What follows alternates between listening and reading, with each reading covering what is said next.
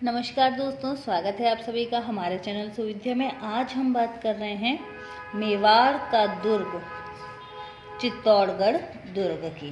Okay, हम राजस्थान की स्थापत्य कला की बात कर रहे थे और आज की इसी स्थापत्य कला में मेवाड़ का एक प्रसिद्ध दुर्ग चित्तौड़गढ़ के दुर्ग की बात करेंगे, जिसके लिए अबुल फजल ने क्या कहा है, गढ़ तो चित्तौड़गढ़ बाकी सब गड़ैया। अबुल फजल के द्वारा बोला गया है, गढ़ तो चित्तौड़गढ़ बाकी सब गड़ैया। इसके निर्माता अगर आ जाएं, ध्यान रखें, निर्माता जो है वो कौन हो जाएंगे, चित्रांगद मौर्य। चित्रांगद मौर्य ने 8वीं सदी में चित्तौड़गढ़ दुर्ग का निर्माण किया। लेकिन अगर आ जाए कि इस गढ़ के आधुनिक निर्माता कौन है, तो आधुनिक निर्माता है राणा कुंभा। तो राणा कुंभा ने आधुनिक निर्माण करवाया है, लेकिन चित्रांगद मौर्य के द्वारा इसका निर्माण शुरुआत में किया गया। अब अगर इसकी श्रेणियां हम देखते हैं, जैसे कि हमने शुक्र नीति के आधार पर टोटल हम 9 श्रेणियों में बांट सकते हैं किसी भी दुर्ग को। तो ये जो दुर्ग है इसमें लगभग सभी श्रेणियां आ जाएंगी, लेकिन धानवन श्रेणी नहीं आएगी। इसलिए हम कह सकते हैं कि धानवन श्रेणी के अलावा सभी प्रकार की श्रेणियां इसमें शामिल होंगी। धानवन यानी लंबा समतल एरिया यहाँ पर नहीं है। घिरी श्रेणी कह सकते हैं क्योंकि ये मेसा के पठार पर चित्रकूट नामक पहाड़ी पर स्थित है। एरण दुर्ग कह सकते हैं क्योंकि इसका जो रास्ता है वो एकदम सर्पिलाकार मार्ग है, दुर्गम रास्ता है। इसे जल दुर्ग कह सकते हैं क्योंकि ये गंभीरी और बेड़ज नदी के संगम पर बना हुआ दुर्ग है। पारक दुर्ग कह सकते हैं क्योंकि यहाँ पर खाई भी है। पारिधि दुर्ग भी कह सकते हैं क्योंकि चारों ओर परकोटा है। सैन्य दुर्ग कह सकते हैं क्योंकि यहाँ पर सेना निवास करती थी। ये सबसे बड़ा लिविंग फोर्ट है। 2 ही लिविंग फोर्ट हैं, चित्तौड़ का और सोनारगढ़ का, ध्यान रखें। 2 ही लिविंग फोर्ट हैं राजस्थान के, चित्तौड़ और सोनारगढ़ के। वन दुर्ग भी कहते हैं, क्यों? क्योंकि ये एकमात्र दुर्ग है जहाँ पर कृषि भी होती थी। तो हम ये कह सकते हैं कि धानवन श्रेणी के अलावा सभी श्रेणियों को इसमें शामिल किया जा सकता है। आकृति अगर देखिए व्हेल मछली बहुत बड़ी होती है और हम कह सकते हैं चित्तौड़गढ़ का दुर्ग भी बहुत बड़े क्षेत्र में फैला हुआ है और इसकी जो आकृति है वो किसके समान है, व्हेल मछली के समान है। कुल प्रवेश द्वारों की बात करें तो चित्तौड़गढ़ के किले में टोटल 7 प्रवेश द्वार हैं, लेकिन जो मुख्य प्रवेश द्वार है उसको कहा जाता है पाडन पोल। जो मुख्य प्रवेश द्वार है उसे क्या कहेंगे हम, पाडन पोल कहेंगे। अब इस दुर्ग के बहुत सारे उपनाम हैं, याद रखें आप। इसे कहा जाता है मालवा का प्रवेश द्वार। चंबल नदी के आसपास का जो क्षेत्र होता है वो मालवा कहलाता है। तो मालवा का जो प्रवेश द्वार है, मालवा जाने के लिए जो जिस दुर्ग के से होकर जाना पड़ता है वो चित्तौड़गढ़ का दुर्ग है, इसलिए इसे मालवा का प्रवेश द्वार कहा जाता है। इसे दुर्गों का सिरमौर कहा जाता है, इसे राजस्थान का गौरव कहा जाता है, इसे दुर्गों का दुर्ग कहा जाता है, त्याग और बलिदान का दुर्ग कहा जाता है। चित्रकूट पहाड़ी पर स्थित है, इसलिए इसे चित्रकूट दुर्ग कहा जाता है। ये दक्षिणी सीमा का प्रहरी है और राजस्थान का सबसे बड़ा लिविंग फोर्ट है। तो ये कुछ नाम हो जाएंगे मेवाड़ के दुर्ग के। अब अगर हम बात करते हैं चित्तौड़गढ़ की, तो देखिए हमने अभी बात की कि इसके कुछ जो द्वार हैं उनमें जो पहला जो मुख्य द्वार है वहाँ पर जो पाडन पोल है उस पर रावत बाघ सिंह का स्मारक है। ठीक है, रावत बाघ सिंह जिन्होंने केसरिया हुआ था, तो उनका जो स्मारक है वो यहाँ पर ही है, जो कि देवलिया के थे, जो कि अब देवलिया जो है वो प्रतापगढ़ में स्थित है। तो ये प्रतापगढ़ के एक सामंत थे, मेवाड़ का प्रतिनिधित्व इनके द्वारा किया गया था और इनका जो स्मारक है वो पाडन पोल पर स्थित है। जो दूसरा गेट है चित्तौड़गढ़ का उसे कहा जाता है भैरव पोल, और भैरव पोल पर कल्लाजी राठौड़ का स्मारक है। जब हम राजस्थान के लोक देवताओं के बारे में पढ़ेंगे तो कल्लाजी राठौड़ का नाम भी उसमें मुख्य रूप से आता है, जिसे 4 हाथों वाला लोक देवता कहा जाता है। और इन्होंने क्या किया था, जयमल मेड़तिया को अपने कंधों पर बिठाकर इन्होंने युद्ध किया था और जिससे 4 खंभों की जो छतरी है वो भैरव पोल पर बनाई गई। अगर आ जाए कि हाँ ठीक है, कल्ला राठौड़ का स्मारक यहाँ पर है, लेकिन अगर कल्ला राठौड़ की प्रधान पीठ पूछ ली जाए तो वो उदयपुर में स्थित है। इसी प्रकार अगर हम बात करते हैं जो 7वां द्वार है, 7वां जो द्वार है, टोटल 7 द्वार हैं, पहला दूसरा द्वार की हमने बात करी। इसके अलावा जो 7वां द्वार है वो बहुत इंपॉर्टेंट है, क्यों? क्योंकि वहाँ पर फतेह सिंह सिसोदिया का स्मारक है, जिसे हम फत्ता कहते हैं प्यार से। राम पोल 7वां स्मारक, 7वां पोल है राम पोल, और इस द्वार पे फतेह सिंह सिसोदिया का स्मारक बना हुआ है। इसके बाद अगर हम बात करते हैं चित्तौड़ के प्रमुख महलों की, तो देखिए कुछ महल यहाँ के बहुत महत्वपूर्ण हैं। पहला पद्मिनी महल, आप जाएंगे आपको पता चलेगा पद्मिनी महल बहुत ही सुंदर बना हुआ महल है। इसके अलावा गोरा बादल महल है जो कि चाचा भतीजे के नाम पर बनवाया गया महल है। तीसरा नवकोठा महल, नवकोठा महल भी परीक्षा की दृष्टि से बहुत महत्वपूर्ण है, जिसे कुंभा महल भी कहते हैं। यहाँ पर ही पन्नाधाय के पुत्र चंदन की बलि हुई थी, ठीक है ना। जो बनवीर था वो नवकोठा महल में उदय सिंह को मारने आते हैं, लेकिन जो पन्नाधाय हैं वो अपना त्याग और बलिदान का एक परिचय देते हुए अपने पुत्र की वहाँ पर बलि वो कर दे हो जाती है, क्योंकि जो बनवीर है वो उन्हीं को उदय सिंह समझ लेता है। इसका निर्माण जो है वो राणा कुंभा ने करवाया था, नवकोटा महल, ध्यान रखें बिल्कुल। इसके अलावा उदय महल है, आला हिंगाणु महल है, भामाशाह महल है, आमला महल है और टमकण महल भी चित्तौड़ में स्थित है। मंदिरों की बात करें तो कुछ महत्वपूर्ण 8 मंदिर हैं यहाँ पर। 8 मंदिर बहुत ही महत्वपूर्ण है। एक मीरा मंदिर, चित्तौड़गढ़ का बहुत प्रमुख मंदिर मीरा मंदिर, जिसे महाराणा सांगा ने बनवाया था। जो राणा सांगा के पुत्र थे राजा भोज, उनकी पत्नी थी मीराबाई, जो कि श्री कृष्ण को अपना आराध्य मानती थी। और इस मंदिर में श्री कृष्ण की मूर्ति लगवाई गई थी, जो कि अब वहाँ पर नहीं है। अब ये मूर्ति जगत शिरोमणि मंदिर में है, आमेर में। ध्यान रखें, मीरा मंदिर बनवाया था राणा सांगा ने, और इसमें जो श्री कृष्ण की मूर्ति है वो अब कहाँ पर है, आमेर दुर्ग में स्थित है। इसके अलावा दूसरा मंदिर है तुलजा भवानी मंदिर, जो कि बनवीर ने बनवाया था। तुलजा भवानी जो मंदिर है, जो तुलजा भवानी है, वो छत्रपति शिवाजी की आराध्य देवी हैं, ये आप ध्यान रख सकते हैं। इसी के अलावा श्याम पार्श्वनाथ मंदिर, जो कि रावल तेज सिंह की पत्नी जैतल देवी ने बनवाया था। इसी के अलावा कालिका माता मंदिर, ध्यान रखें, इसे चित्तौड़ का सूर्य मंदिर कहते हैं। कालिका माता मंदिर को क्या कहा जाता है, चित्तौड़ का सूर्य मंदिर कहा जाता है। अगला हो जाएगा श्रृंगार चंवरी मंदिर। श्रृंगार चंवरी मंदिर भी परीक्षा की दृष्टि से इम्पॉर्टेंट है। क्यों इम्पॉर्टेंट है, पहली बात है इसे वेल का एक जैन व्यक्ति के द्वारा बनवाया गया था, और दूसरी बात जो श्रृंगार चंवरी मंदिर है, यहाँ पर राणा कुंभा के जो पुत्री थी रमाबाई, उनका हम कह सकते हैं मैरिज गार्डन था ये, ठीक है ना। उनकी विवाह का स्थल जो था वो कौन सा था, श्रृंगार चंवरी मंदिर था। जो रमाबाई थी उनकी शादी मंडुली से हुई थी। इसके अलावा 2 जैन मंदिर आप ध्यान रखें, एक श्रृंगार चंवरी मंदिर और एक सतबीस देवरी मंदिर। जैन मंदिर है श्रृंगार चंवरी और सतबीस मंदिर हो जाएंगे। मोकल मंदिर भोज परमार के द्वारा बनाया गया। कुंभ स्वामी मंदिर कुंभा के द्वारा बनवाया गया था। अभी हमने पढ़ा नवकोठा महल, एक है नवलखा भंडार। नवलखा भंडार जो था वो बनवीर के द्वारा बनाया गया था। चित्तौड़ का लघु दुर्ग कहते हैं इसे। चित्तौड़ का लघु दुर्ग किसे कहा जाता है, नवलखा भंडार को कहा जाता है। लघु दुर्ग का मतलब क्या होता है, दुर्ग के भीतर भी दुर्ग का होना। अब अगर हम बात करें जलाशयों की, तो घी तेल की बावड़ी है यहाँ पर, रत्नेश्वर तालाब है, भीमलत कुंड है, ठीक है। अब भीमलत कुंड जो है 3 जगह पर ही है, बैराट में है, आमेर में है और ये चित्तौड़ में भी है। घोसुंड की बावड़ी है, खाथण बावड़ी है।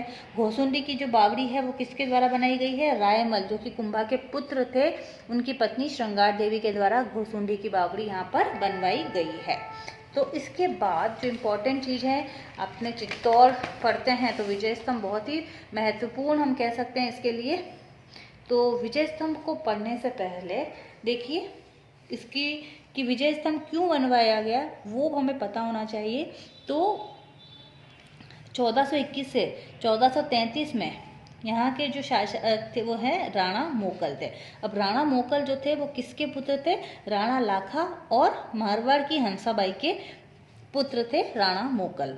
अब ये जो राणा मोकल थे, इनका जो संरक्षण था वो उनके मामा करते थे, जो कि थे रणमल राठौड़, यानी वो हंसाबाई के भाई थे रणमल राठौड़, और उनका संरक्षण में राणा मोकल जो थे वो अपना जो कार्य था वो संभालते थे। अब धीरे धीरे ये जो रणमल राठौड़ था, अब राणा लाखा और हंसाबाई की जब शादी हुई तो इस शर्त पर हुई कि इनसे उत्पन्न जो पुत्र होगा वो ही आगे का राजा बनेगा। तो उसी के आधार पर इनका जो पुत्र था राणा मोकल, उसको राजा बनाया गया। और संरक्षण किसने किया, रणमल राठौड़, जो कि मामा थे मोकल के। अब इन्होंने क्या किया रणमल राठौड़ ने, कि जितने भी आने वाले जो सेनापति थे या फिर सेना में लेने वाले जो लोग थे, वो धीरे धीरे वो मारवाड़ के लोगों को लेने लगे। ओके, यानी वो क्या करने लगे, मेवाड़ में राठौड़ वंश को बढ़ाने लगे, मारवाड़ वंश को जो था उसे बढ़ाने लगे मेवाड़ में। तो इससे कई जो मेवाड़ के सामंत थे उनको गुस्सा आने लगा और वो चाहते थे कि हम कैसे भी रणमल राठौड़ को हटाएं, क्योंकि वो क्या कर रहा है, मेवाड़ में राठौड़ वंश को बढ़ा रहा है। तो इस गुस्से में दो चाचा मेरा और महपा पवार जो थे, इन्होंने क्या किया, इन्होंने एक योजना बनाई कि रणमल राठौड़ को क्या किया जाए, मार दिया जाए। लेकिन फिर उनको दिमाग में आया कि इससे अच्छा है, रणमल राठौड़ को मारने से अच्छा है कि हम किसको मारते हैं, राणा मोकल को ही मार दें, ताकि ये संरक्षण वाला जो दिक्कत है वो ही नहीं रहेगी जब राणा मोकल ही नहीं रहेंगे। तो चाचा वो मेरा और महपा पवार ने क्या किया, राणा मोकल को मार दिया, हत्या कर दी। जब राणा मोकल जो है उनकी हत्या हो गई तो उनका जो पुत्र था राणा कुंभा, अब उनको राजा बनाया गया। 1433 से 1468 का जो समय है वो राणा कुंभा का है। अब राणा कुंभा को इतना मतलब गुस्सा आया कि उन्होंने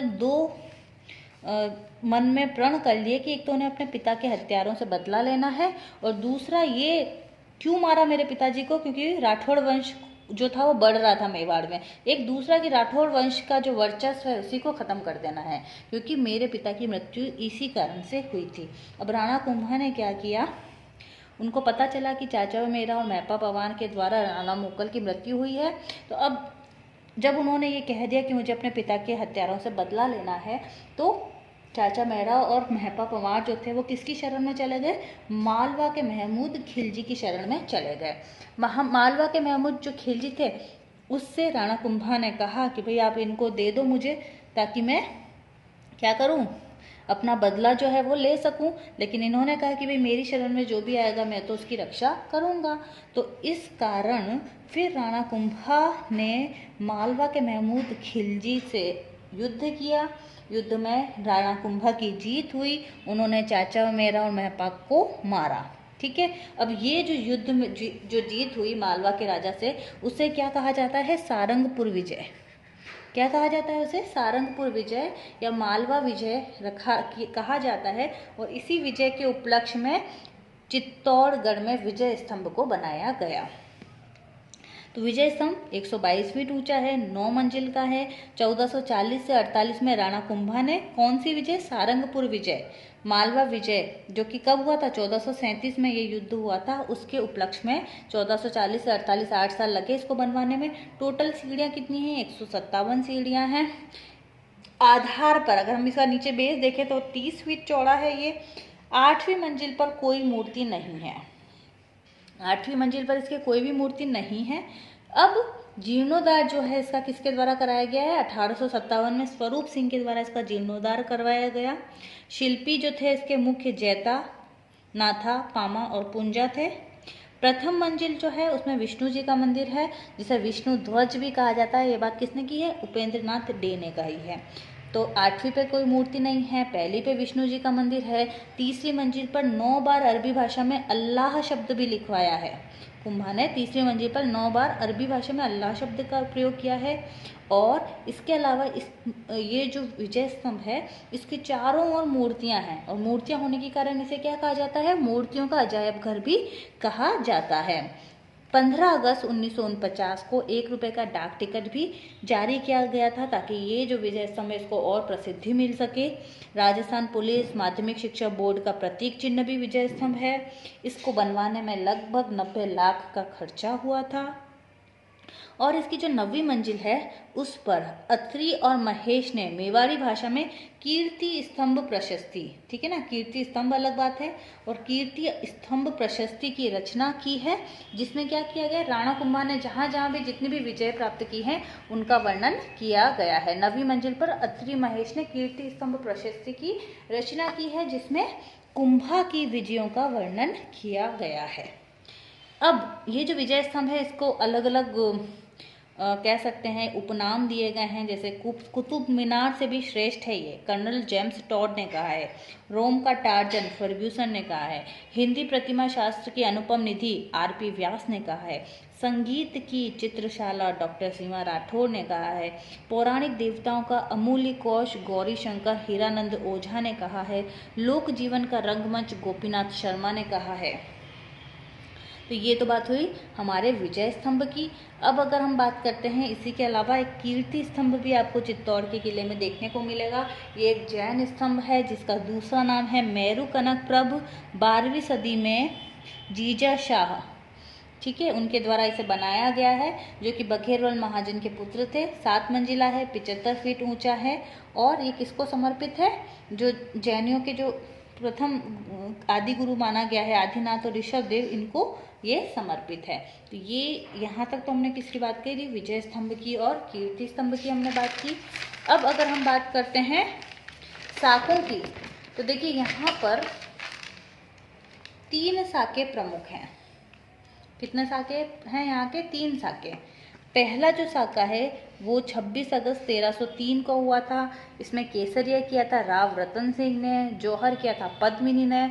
आक्रमण किसका हुआ था? अलाउद्दीन खिलजी, ठीक है ना, खिलजी लिखेंगे यहाँ पे, अलाउद्दीन खिलजी के द्वारा यहाँ पर क्या किया गया था? आक्रमण किया गया था। तो इस पे आपने पिक्चर भी देखी होगी। अब ये क्यों हुआ था? क्यों अलाउद्दीन खिलजी जो था वो रावल रतन सिंह के ऊपर उन्होंने आक्रमण किया था? इसके पीछे भी एक कहानी है कि इनका एक दरबारी था, रावल रतन सिंह का दरबारी था। कौन था वो? राघव चैतन्य। राघव चैतन्य जो दरबारी था उसको मतलब पशु पक्षियों की जो भाषा था, वो भी भाषा जो है वो भी वो जानता था, समझ लेता था, ऐसा दरबारी था। अब यहाँ पर श्रीलंका में एक राजा थे गंधर्व सेन और उनकी पत्नी थी चंपावती, और इनकी जो पुत्री थी उसका नाम था पद्मिनी, श्रीलंका की थी। अब एक बार एक हीरामन जाति का जो तोता था वो पद्मिनी की सुंदरता का वर्णन करता है, और करते करते वो कहाँ आ जाता है? चित्तौड़गढ़ में। वहाँ पे राघव चैतन्य जो था, जब वो पक्षी की भाषा जानता ही था, तो वो जब सुन लेता है कि भाई ये जो हीरामन जाति का जो तोता है वो क्या कर रहा है, वो रानी पद्मिनी की इतनी बड़ाई कर रहा है, तो ये सारी बात किसको बताता है? वो अपने राजा को बताता है, क्योंकि ये तो दरबारी था, तो ये राजा जो थे रावल रतन सिंह, उनको ये बात बताता है। और दोनों की जब फिर राजा रावल रतन सिंह जो है बाद में पद्मिनी से शादी कर लेते हैं। अब एक बार क्या होता है, ये जो दरबारी था वो रानी पर, जो रानी पद्मिनी थी उस पर उन्हें बुरी नज़र से देखता है। तो ये राव रतन सिंह को बात पता चलती है और वो राघव को प्रदेश छोड़ने का आदेश दे देते हैं, ठीक है ना। अब इस बात पर उसे गुस्सा आ जाता है कि मेरी वजह से तो शादी हुई थी, मैंने तो बताया था, और इन्होंने मुझे ही प्रदेश को छोड़ने का आदेश दे दिया। तब ये जो राघव चैतन्य है बदला लेने के लिए अलाउद्दीन खिलजी की शरण में आता है और उनसे वो पद्मिनी की सुंदरता का बखान करता है। तो ये एक मुख्य कारण था कि अलाउद्दीन खिलजी जो है वो यहाँ पर आक्रमण करता है। चित्तौड़गढ़ में प्रतिवर्ष चैत्र मास में जौहर मेला भी लगता है। क्यों? क्योंकि 1600 रानियों के साथ रानी पद्मिनी ने यहाँ पर जौहर किया था।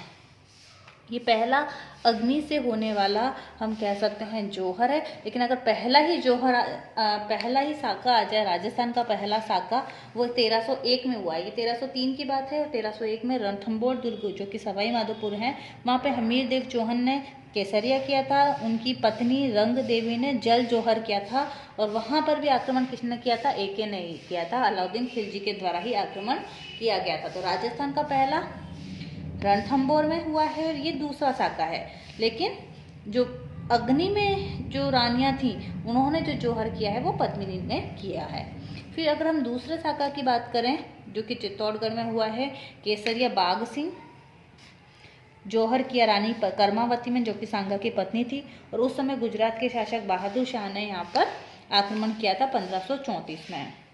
उसके बाद तीसरा साका जो है 1568 में केसरिया किया फतेह सिंह सिसोदिया ने, जौहर उनकी पत्नी फूल कंवर ने, और उस समय आक्रमण किसने किया था? अकबर के द्वारा आक्रमण किया गया था। तो ये कुछ महत्वपूर्ण बातें थी चित्तौड़गढ़ के किले से संबंधित। आशा करती हूँ आपको पसंद आया होगा। बहुत बहुत धन्यवाद।